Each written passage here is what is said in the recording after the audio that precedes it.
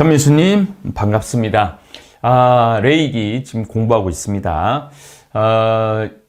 아마 이제 이 강의가 수요일쯤 나갈 걸로 생각이 되는데, 저는 목요일 날 미국으로 가기 때문에 미리 강의를 해놓고, 레이기를 지금 토요일인데 토요일 날 일요일 날까지 해갖고 레이기를 끝내놓고 가고 싶어요.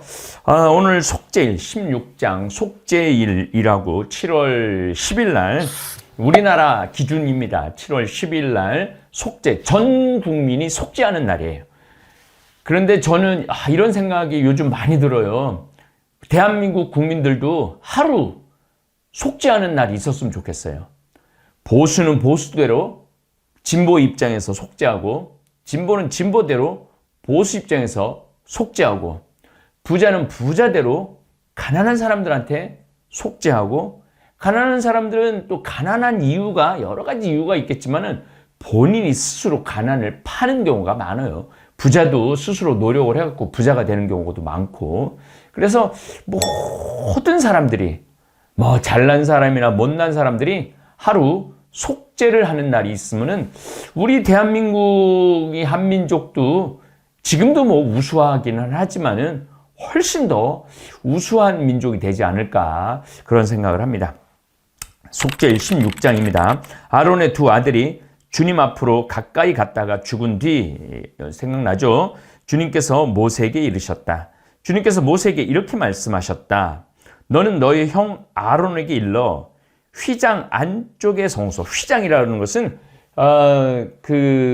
지성소하고 성소하고 중간에 가리는 그 휘장, 그게 휘장입니다.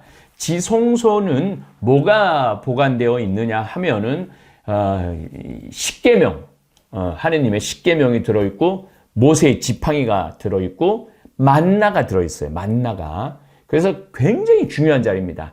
지성소는 1년에 대사제가 한 번 들어갈 수 있는 거예요. 그리고 바깥에는 이제 제단이 있고 여러 가지 포도주, 향을 드릴 수 있는 그러한 공간이 성소입니다. 근데 예수님께서 돌아가셨을 때 지성소, 예수님 때 그 예루살렘 성전의 높이는 50m예요. 50m.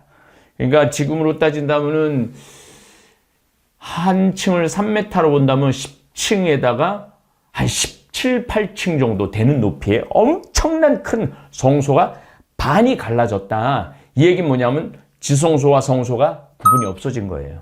그러니까 모든 것을 거룩하게 만드신 예수님의 십자가의 죽음을 의미합니다. 너는 너의 형 아론에게 일러 휘장 안쪽의 성소 곧 궤 위에 있는 속죄판 앞으로 아무 때나 들어왔다가 죽는 일이 없게 하라. 내가 구름 속에서 속죄판 위로 나타나기 때문이다. 지성소를 이야기하는 겁니다. 아론이 성소에 들어오려면 이렇게 해야 한다. 그는 속죄 제물로 바칠, 모세는 지성소 안에 못 들어갑니다. 왜냐하면 사제 직분이 아니기 때문에 그렇습니다. 모든 걸 모세가 할 수 있다고 생각하지만 사제 직분하고 그건 또 좀 다른 거죠. 아론이 성소에 들어오면 이렇게 해야 한다. 그는 속죄 제물로 바칠 황소 한 마리와 번제물로 바칠 순양 한 마리를 가져온다.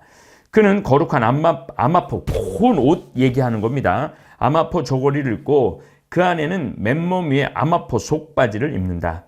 그리고 아마포 띠를 메고 아마포 쓰개를 두른다. 이렇게 모자를 두르는 거죠. 이것들은 거룩한 옷이다. 그는 우리 제의 생각하시면 돼요, 여러분들. 신부들이 입는 제의다, 이렇게 생각하시면 됩니다. 그리고 아마포 띠를 메고 아마포 쓰개를 두른다. 이것들은 거룩한 옷이다.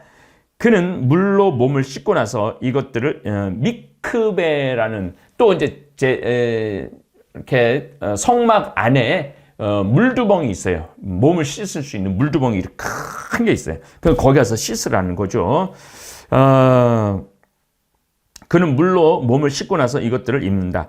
그리고 이스라엘 자손들의 공동체에게 속죄제물로 바칠 순염소 2마리와 번제물로 바칠 순양 1마리를 받는다. 아론은 자신을 위한 속죄제물로 황소를 바쳐, 일단은 제사를 드리는 사제가 먼저 속죄 제물을 바쳐야 돼. 그러고 난 다음에 백성을 위한 공동 속죄 제물을 바칠 수 있는 거죠. 바쳐 자신과 자기 집안을 위하여 속죄 예식을 거행한다.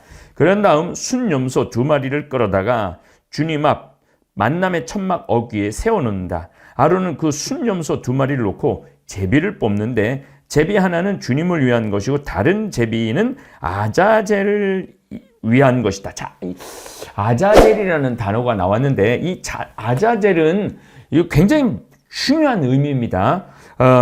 거기 성소 밑에 보면 불모지로 돌아다니는 귀신 이름을 아자젤이라고 그래요. 그리고 속죄 염소라고 그래요. 염소한테 죄를 다 뒤집어 써갖고 광야로 내보내는 거예요. 타락천사라고도 그래요. 대신 바쳐진 악마라고도 그럽니다. 하나는 주님한테 바쳐지는 거고 하나는 광야의 악마, 죄를 뒤집어 쓴 악마한테 바치는 거예요. 아론은 주님을 위한 제비가 뽑힌 순염소를 속죄 제물로 바친다. 아자젤을 위한 제비가 뽑힌 순염소는 산채로 주님 앞에 세워두었다가 그 위에서 속죄 예식을 거행하고 광야로 아자젤에게 보낸다. 이거 굉장히 다음에 중요한 얘기가 나옵니다. 아론은 다음과 같이 자신을 위한 속죄 제물로 황소를 바쳐 자신과 자기 집안을 위한 속죄 예식을 거행한다. 우선 제사를 지낼 사람이 먼저 깨끗해야 된다는 얘기죠. 그는 먼저 자신을 위한 속죄 제물이 될 황소를 잡는다. 이거는 사제가 직접 잡는 거예요. 잡는다. 그런 다음 주님 앞 제단에서 숯불로 향로에 가득 담고 곱게 간 향기로운 향을 2손으로 가득 퍼서 휘장 안으로 들어가 그 향을 주님 앞에서 숯불에 놓아 향 연기가 증언궤에 있는 속죄판을 덮게 한다. 증언궤, 십계명 얘기하는 겁니다. 그래야 그가 죽지 않는다. 그러고 나서 황소의 피를 얼마쯤 가져다가 손가락에 찍어 속죄판 동쪽 위로 뿌리고 또 그 피를 손가락으로 찍어 속죄판 앞에 7번 뿌린다. 7번에 대한 의미는 완벽한 숫자라고 제가 여러분들한테 말씀드렸어요. 이어서 백성을 위한 속죄 제물이 될 순염소를 잡아 사제를 위해서는 황소를 잡아 바치고 백성을 위한 것은 순염소를 잡아 바칩니다. 이어서 백성을 위한 속죄 제물이 될 순염소를 잡아 그 피를 휘장 안으로 가져와서 황소 피를 뿌릴 때와 마찬가지로 속죄판 위와 속죄판 앞에 뿌린다. 이렇게 그는 성소를 위하여 속죄 예식을 거행하는데 그것은 이스라엘 자손들의 부정과 허물 그리고 그들의 모든 잘못 때문이다. 그러니까 인간 세상에서 잘못이 없는 인간 세상은 없어요. 아무리 완벽한 제도를 가진다 하더라도 인간은 죄를 짓게 돼 있어요. 왜 인간이 죄를 짓게 되느냐 하면은 인간은 불완전하게 창조된 인간이에요. 제가 한번 말씀드렸지만 나무는 완전하게 창조됐어요. 그냥 씨가 땅에 받고 햇빛을 받고 그대로 올라가는 거야. 그런데 인간은 태어나긴 났는데 어떨 때는 즐겁다가 어떨 때는 슬프다가 어떨 때는 지식으로 가득 찼다가 어떨 때는 텅 빈 지식을 갖고 있다가 어떨 때는 좋은 마음을 갖고 있다가 또 무슨 일이 벌어지면 악한 마음을 갖고 있는 게 인간이에요. 그래서 인간은 잘못할 수밖에 없는 불완전한 존재예요. 불완전한 존재. 그는 또 부정한 그들 앞 가운데 있는 만남의 천막을 위해서도 같은 예식을 거행한다. 그가 성소에서 속죄 예식을 거행하기 위하여 들어왔다 나갈 때까지 아무도 만남의 천막 안에 있어서는 안 된다. 오로지 사제만 들어갈 수 있는 거죠. 이렇게 그는 자신과 자기 집안과 이스라엘 온 회중을 위하여 속죄 예식을 거행한다. 사제가 할 수 있는 일이죠.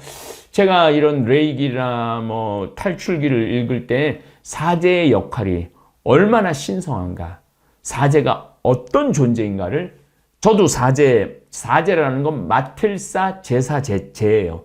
제사를 맡는 사람이에요. 우리 신부들이 미사를 준비하는 거죠. 미사를 준비하고 미사를 봉헌하고 모든 미사 참여자들을 위한 기도를 바치는 거예요. 또 주근이와 산이들을 위한 또 기도도 하고 또 죄에 빠진 이들을 위해서도 기도를 하고 있죠. 그러고 나서 주님 앞에 있는 제단으로 나와 그것을 위한 속죄 예식을 거행하는데 먼저 황소의 피와 순염소의 피를 얼마쯤 가져다가 제단을 돌며 그 뿔들에 바른다. 이 귀퉁이에 뿔을 세워놓는 거죠. 제단. 여러분들 지금 미사 드릴 때 우리는 뭐 그런 거 없고 십자가만 올려놓죠. 십자가는 예수님의 십자가의 피를 상징하기도 합니다. 그리고 그 피를 손가락에 찍어 제단 위에 7번 뿌린다. 7번을. 이제 뭐 레이기 저하고 공부하신 분들은 숫자, 방향, 피를 뿌리는 거, 그 다음에 이 재물을 잡는 거, 이런 거 어느 정도 알 거라고 생각을 하고, 그리고 강의를 이어나갑니다. 이렇게 그는 이스라엘 자손들의 부정을 벗겨 제단을 정결하고 거룩하게 한다. 그는 성소와 만남의 천막과 제단을 위한 속죄 예식을 마친 다음 살려둔 순염소를 끌고 온다. 이거 굉장히 중요한 개념이 지금 나옵니다. 아론은 살려둔 그 염소 머리에 손을 얹고, 두 손을 얹는 거. 이번에 한 손이 아니고 두 손을 얹고 이스라엘 자손들의 모든 죄, 곧 그들의 허물과 잘못을 고백하여 그것들을 그 염소 머리에 씌우고서는 기다리고 있는 사람의 손에 맡겨 광야로 내보낸다. 이게 무슨 얘기냐면은 사람은 죄를 져요. 누구나 죄를 져요. 아무리 착한 사람이라도 죄를 져요. 심지어 1살 된 아기도 죄를 져요. 1살 된 아기가 왜 죄를 질까요? 낮에는 실컷 자다가 밤에는 울기 시작해. 아빠하고 엄마가 퇴근해갖고 울기 시작하면은 어떻게 얼르고 달르느냐고 잠을 못 자는 경우가 많아요. 그럼 회사 출근하는 것도 힘들고, 아기가 대책 없이 우는 거 대화도 안 되고, 그러니까 아기도 죄를 짓는 거예요. 왜냐하면 상대 아버지 엄마를 피곤하게 만드니까. 그래서 인간은 누구나 죄를 짓는다. 저 역시 죄를 짓죠. 저도 죄를 질 수밖에 없어요.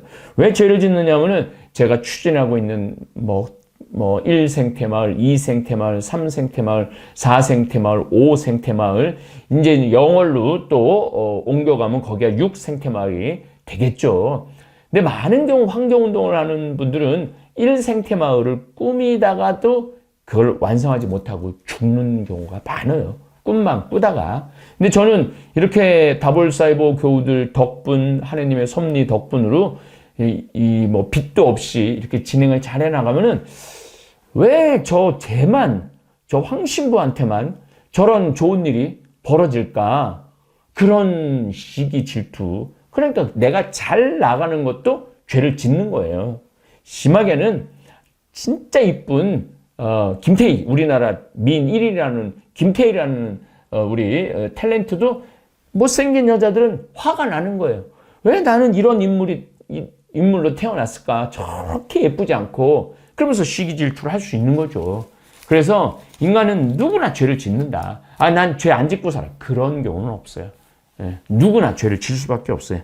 그래서 이스라엘 자손들의 모든 죄, 곧 그들의 허물과 잘못을 고백하여 그것들을 그 염소 머리에 씌우고서는 기다리고 있는 사람의 손에 맡겨 광야로 내보낸다. 그러니까 내가 불가역적으로 죄를 질 수밖에 없어.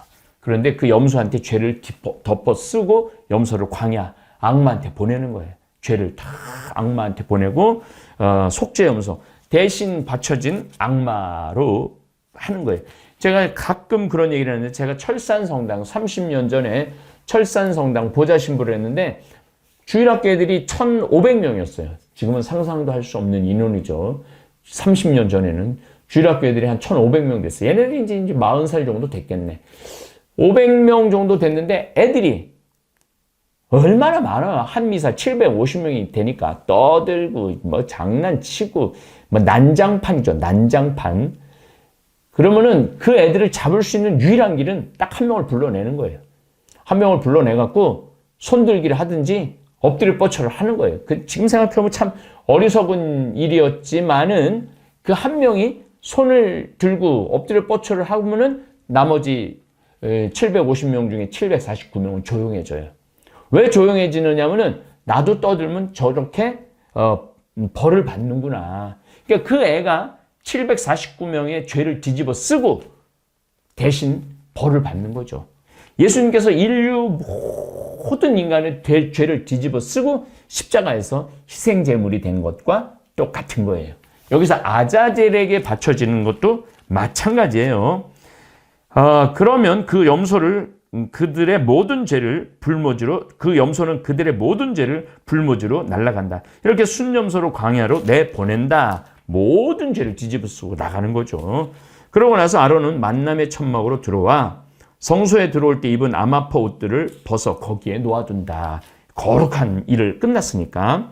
그는 거룩한 곳에서 물로 몸을 씻은 다음 본래의 옷을 입고 밖으로 나가 자기의 번제물과 백성의 번제물을 바쳐 자신과 백성을 위하여 속죄 예식을 거행한다. 속죄 제물의 굿 기름은 제단 위에서 살라 영기로 바친다. 내장 이런 거 우리가 좋아하는 막창, 대창 이런 것들을 살라 영기로 바치는 거죠. 순염소를 아자젤에게 놓아 보내니는 옷을 빨고 물로 몸을 씻는다. 왜냐하면 모든 죄를 뒤집어 쓰고 염소가 광야로 나가기 때문에 그 사람 역시 부정한 거죠. 그러니까 물로 미크베라는 목욕탕에서 몸을 씻는 거죠. 그런 다음 진영 안으로 들어온다. 성소에서 속죄의식을 거행하려고 피를 받았던 황소와 순염소, 곧 속죄제물로 바친 황소와 속죄제물로 바친 순염소의 나머지는 진영 밖으로 내다가 그 가죽과 고기와 똥을 불에 태운다. 불에 태우는 거예요. 그래서 거룩한 성결식을 하는 거죠. 다음에 이제 그 밑에 보면은 성결법이 나와요.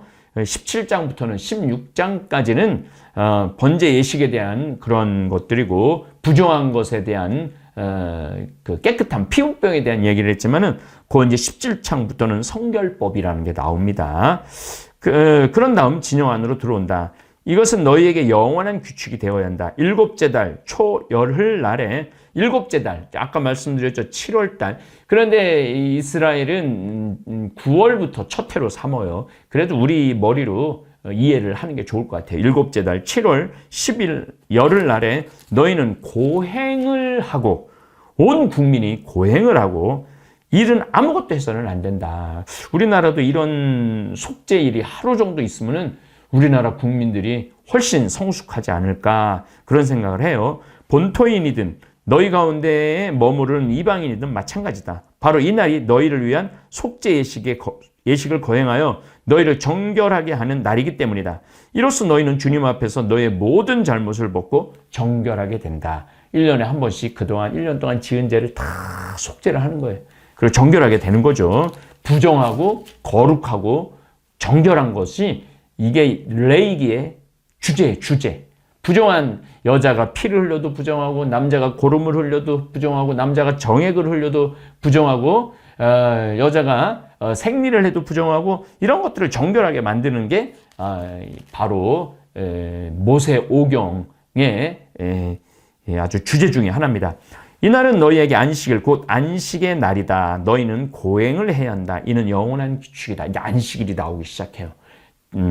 7일째는 아무것도 하지 말고 쉬어야 된다는 거죠. 월화수목금토 1이 중요한 게 아니라 7일째를 말합니다. 기름 부음 받고 자기 아버지 대신 사제직을 수행하도록 직무를 받은 사제가 속죄 예식을 거행한다.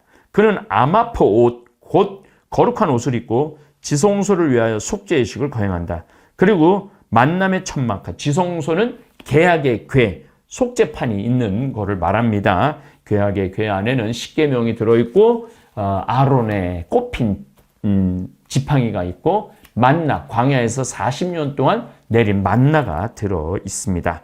지성소를 위하여 속죄 예식을 거행한다. 그리고 만남의 천막과 제단을 위하여 지성소 바깥에 제단이 있는 거죠. 속죄 예식을 거행하고 사제들과 회중의 온 백성을 위하여 속죄 예식을 거행한다. 이렇게 한 해에 한 번씩 이스라엘 자손들의 모든 잘못 때문에 그들을 위하여 속죄 예식을 거행하는 것을 너희는 영원한 규칙으로 삼아라. 모세는 주님께서 명령하신 대로 하였다.